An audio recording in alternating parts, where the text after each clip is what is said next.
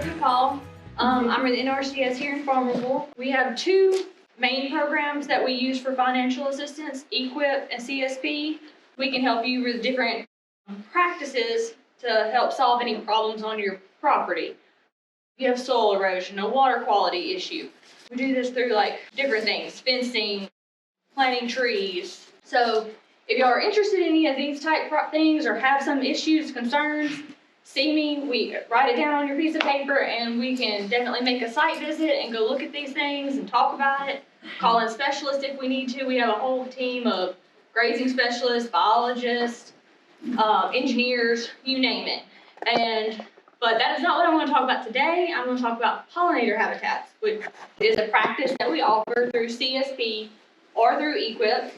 Or we also offer technical assistance, which just means we can come out and look at it, talk about it. You're going to do this on your own, or you just want some advice. You may never get around to it. That's your call, but we can still go discuss it with you, look at your situation. So I'm going to talk about the pollinator habitat, and then y'all can decide if that's something you're interested in, and we can follow up on that if that's the case. Pollinator habitat, we call it conservation cover, and it is to provide food habitat for pollinators and beneficial insects. Typically, the one I hear when we talk about pollinators is honeybees. I do know hummingbirds do like the pollinator habitat. Here you can see kind of where some areas are that might be good to plant pollinator habitat. Field borders, riparian buffer areas, any place that's not actually being used for crops. So you can see that it's available in the different land uses. We always classify a land use. The associated ag land, that might be a pasture that you used to have cows on or horses. You're no longer using it to graze anything on. And you might want to plant some pollinator habitat there. The farmstead, say you've got a big area, you've got a barn and some tractors or whatever, but you've got some open space in that area.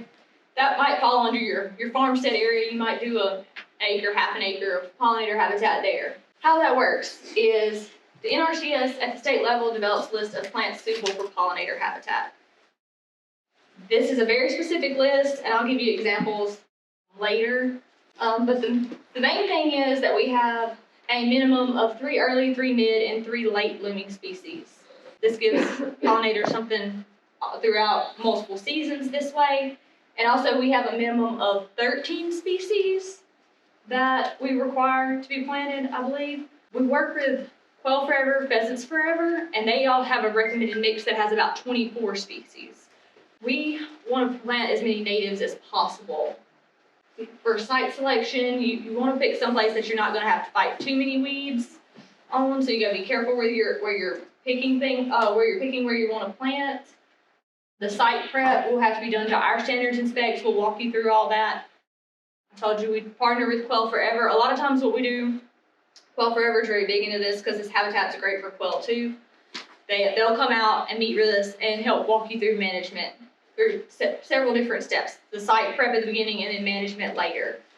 This is an example of an approved pollinator mix for NRCS. By no means are we pushing this particular mix. This is just an example of what some of our producers have used, and it has been successful.